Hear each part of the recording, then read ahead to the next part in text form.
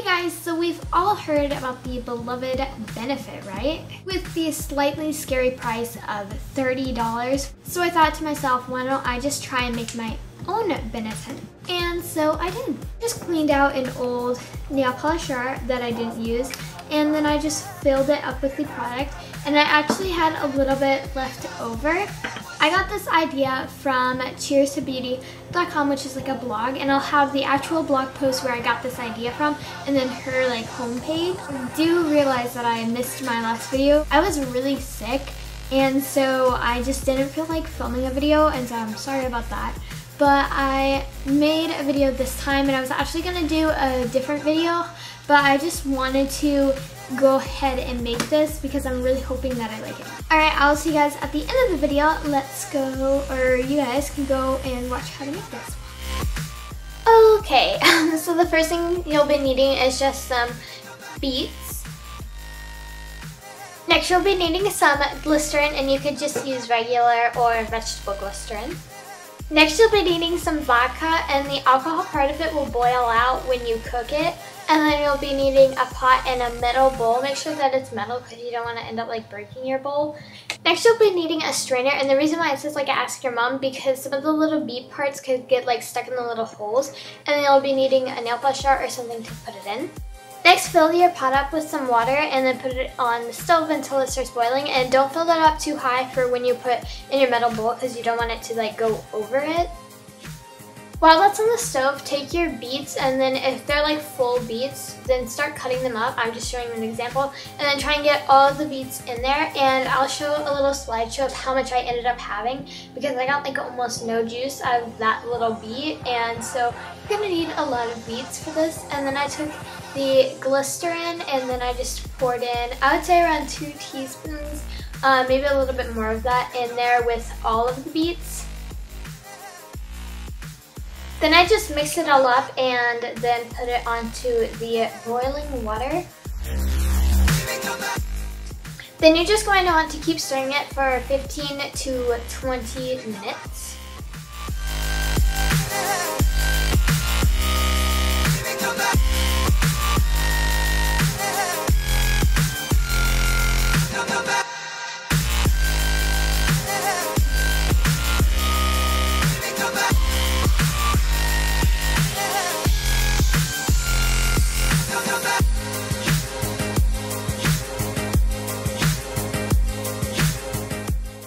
So now that the 15 to 20 minutes is done, I take it off of the burner, and then I get ready to squeeze it all. And like I said before, I did end up having to add a lot more.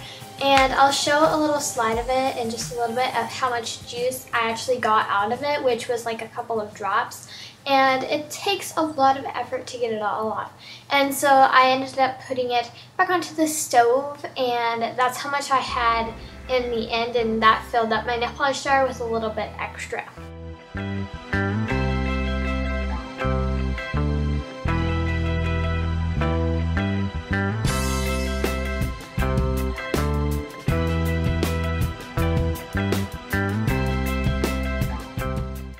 Then I'm taking the vodka, and I'm putting probably like 1.5 tablespoons of it into the mixture that I put back onto the stove. And then afterwards, I got it, and then I started squeezing it with my hands, and that is pretty much how I got most of the juice out of it, or out of like all the beets and everything. It's kind of gross, but it works.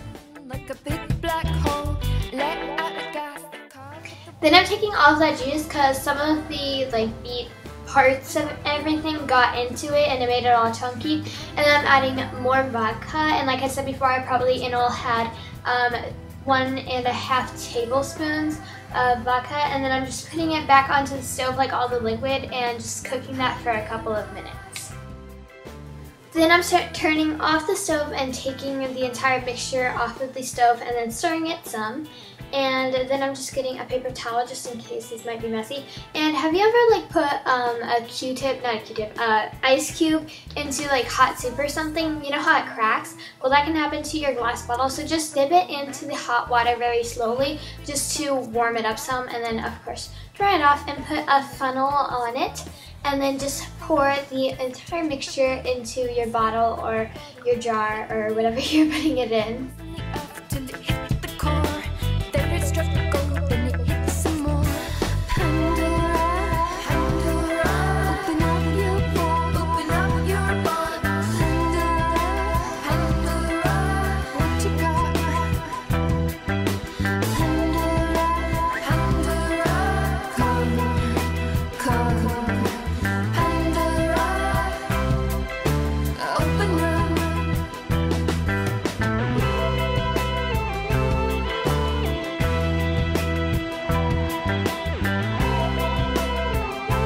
Okay guys, so I just finished making it and I put it into a little nail polish jar and then a little jar, and like I said at the beginning, I just cleaned it out very thoroughly with nail polish remover and soap and water, and then several times with water just to get all the nail polish remover and stuff out. Do not want to put this in the freezer because it's supposed to be like a liquid form, and so do not put it in the freezer. And also, if you want it to last longer, you can put it in the refrigerator, but the blog post said that it is fine just to leave it like in your drawer. Let's test it out.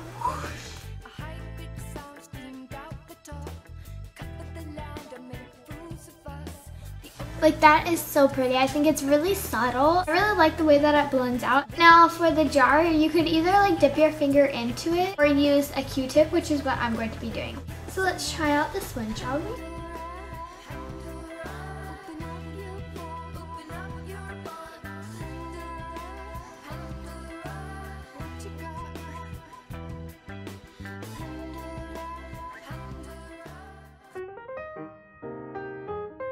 I don't think that it shows up very well on the cheeks. You might have to build it, I mean not on the cheeks, on the lips.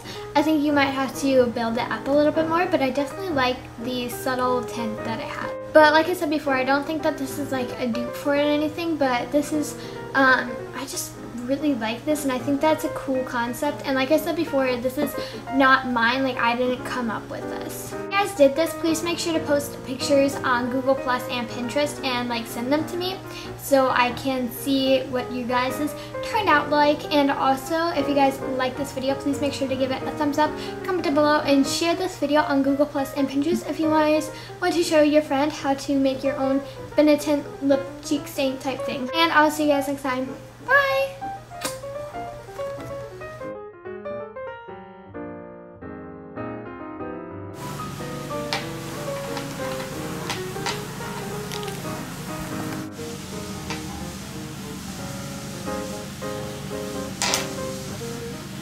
And also, I'm